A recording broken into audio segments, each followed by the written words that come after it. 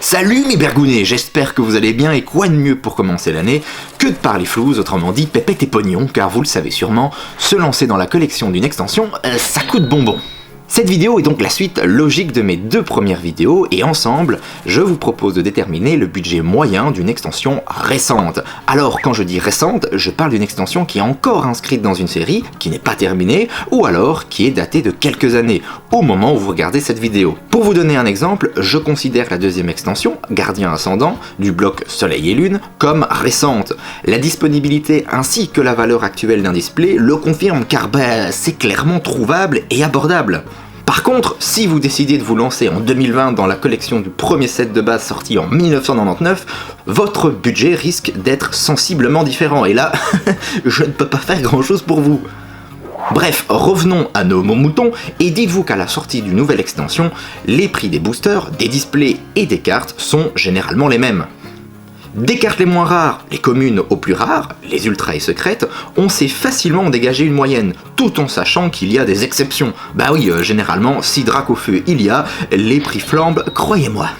Je vais donc prendre comme référence ma dernière collection Eclipse Cosmique, que j'ai bien entamée, mais qui est loin d'être terminée car il s'agit à ce jour d'une des plus grosses extensions avec 271 cartes, secrètes comprises. Et franchement, vous allez voir, vous avez intérêt à vendre un rein pour espérer tout avoir, mais du coup, c'est une bonne occasion pour vous présenter une extension hors de prix et de la comparer avec d'autres qui sont bien plus abordables, quand vous avez un budget limité ou vous voulez tout simplement commencer une collection. Allez, commençons par le commencement.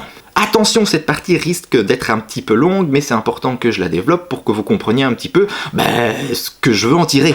J'étais au courant que l'extension était robuste et à sa sortie, je décide de commander 2 displays, c'est-à-dire 720 cartes pour 300 €. C'était déjà une très belle somme, mais ça me semblait possible d'avoir une majorité des cartes sans me faire trop d'espoir pour les secrètes, ça c'est sûr et certain. Après 72 des boostages en folie sur la chaîne, j'obtiens 100% des communes et peu communes, 90% des rares, 70% des rares holo et 40% des GX. Je suis clairement déçu à la fin du deuxième display car le facteur chance n'était pas de mon côté. Je fais mes comptes et je comprends très vite qu'il faudra dépenser 100 € d'holo et de GX afin de toutes les avoir, tout en sachant que je ne voulais pas acheter un troisième display. Mais attendez, ce n'est pas fini. Je n'ai pas encore fait le compte des ultras et secrètes, c'est maintenant que ça devient rigolo. Enfin, rigolo pour vous, pas pour moi. J'obtiens seulement 7% des ultras, c'est-à-dire 2 cartes sur les 27. Des ultras qui, en moyenne, coûtent 15 €. Il me manque donc 25 cartes x 15 €, c'est-à-dire 375 €.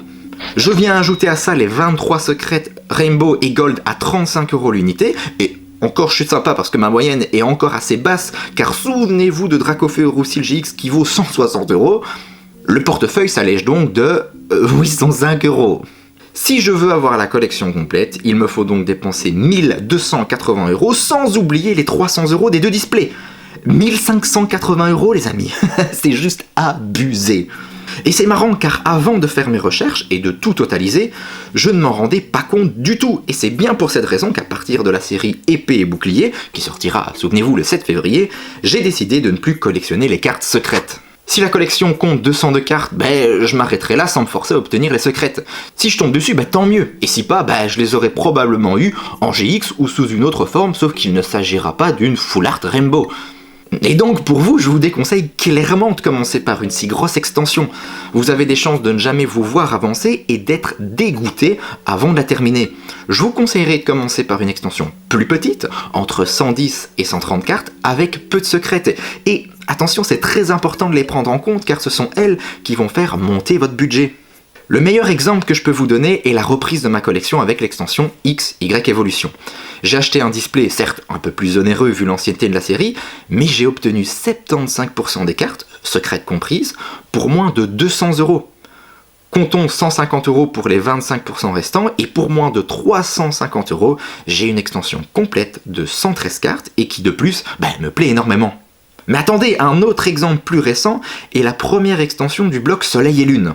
À l'heure actuelle, vous savez encore trouver des displays entre 130 et 150 €. La collection compte 149 cartes, dont 11 GX et 12 Ultra.